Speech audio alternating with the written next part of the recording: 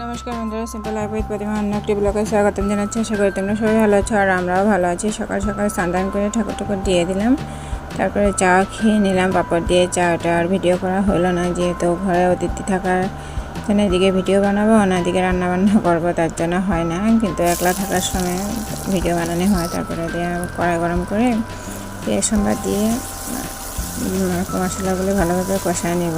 Tomato paste, আদা রসুনের paste আর কি।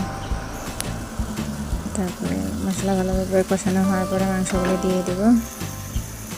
মাংসগুলি ভালোভাবে কষানো হওয়ার পরে দেখো কষানো হয়ে গেছে। আরও দেখো রান্নার মাঝে দিয়ে কী সুন্দরভাবে মিষ্টি বসে আছে। আর একটু ভিডিও করে নিলাম, কি কিউট লাগছে না মিষ্টিকে দেখে।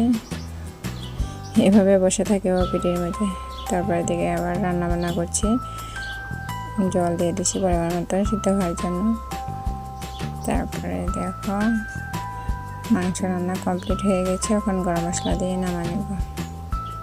দেখো গরম মশলা দিয়ে দিচ্ছি, এখন নামা নেব। রান্নাবান্না কমপ্লিট হয়ে গেছে, বেশি কিছু বানাইনি। তারপরে দিয়ে দেখো মরিচ মেশো আসছিলো, যে মেশো বেঙ্গল থেকে নিয়ে এসছে। শসা, তিত করলা, কুমড়ার ডুগা এসব, আর টমেটো আর বরবটি একটা আমার বান্ধবী দিয়েছিল। তারপরে দুপুরে খাওয়া দাওয়া কমপ্লিট করে নিলাম। খাওয়া দাওয়ার পরে কয়টা মালা ছিল প্যাকেটিং করে নিলাম। দেখো মালাগুলি কেমন হয়েছে তো কমেন্ট করে জানাও। ভিডিওটি ভালো লাগলে লাইক কমেন্ট আর শেয়ার করে দিও। পরবর্তী ভিডিওতে দেখা হবে অন্য একটি ব্লগের সাথে। আজকে জন্য টাটা। ভিডিওটি ধৈর্য সহকারে দেখার জন্য অনেক অনেক